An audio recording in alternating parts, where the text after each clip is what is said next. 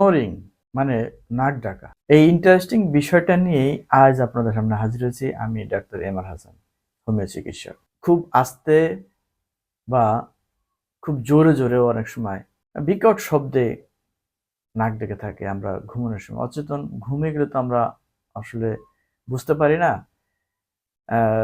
মানে এই কারণেই ঘুমের থেকে উঠলে দেখা যাচ্ছে ভুলে যাই কি করেছি। অথচ পাশের যে ব্যক্তিটা আমার সাথে ঘুমিয়ে থাকে সে যে রাতে ঘুমোতে পারে না এবং বিরক্ত ফিল করছে, এটা আমরা আসলে বুঝতেই চাই না। আসলে এটা আমাদের অনিচ্ছাকৃত। এটা সাধারণত সবারই এই নাক ডাকার সমস্যাটা আছে, ছোট বড় সবারই।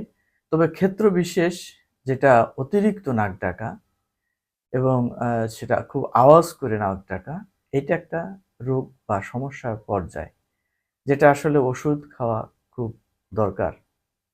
আমি আপনাদের এই নাক ডাকা নিয়েই একটা ওষুধ নির্বাচন করেছি। সেই ওষুধটা আপনারা মাঝে মাঝে খেলে ইনশাল্লাহ আপনারা দ্রুত সুস্থ হয়ে যাবেন।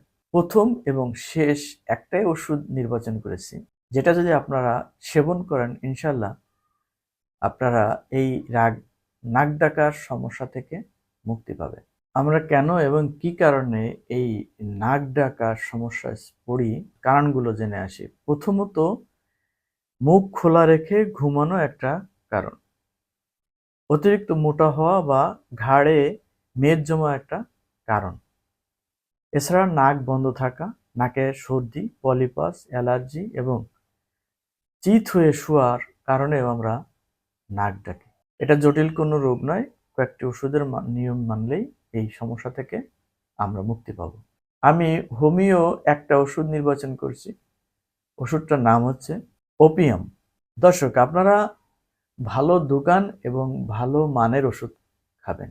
মূল আলোচনায় আসি। আমি বলেছি একটা ওষুধ ওপিয়াম।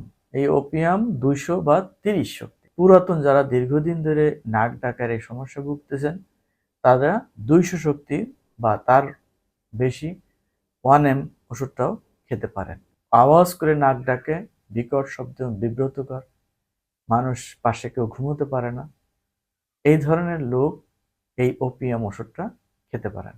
তবে 3 দিন খাওয়ার পরে পরবর্তী সপ্তাহে একবার করে 1 মাস খান, আপনার সমস্যা অনেকটাই কমে যাবে। তবে যাদের সর্দি আছে তাদের জন্য আরেকটা ওষুধ আছে।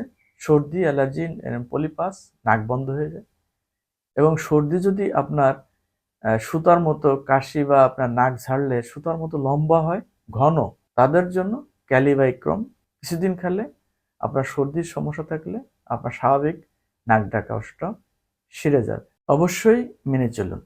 চিত হয়ে নয়, কাত হয়ে ঘুমুন।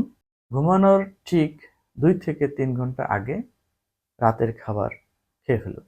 ব্যায়াম করুন, ওজন কমান। সন্ধ্যার পর চা কফি খাবেন না। আজ এ পর্যন্ত, ভালো থাকবেন।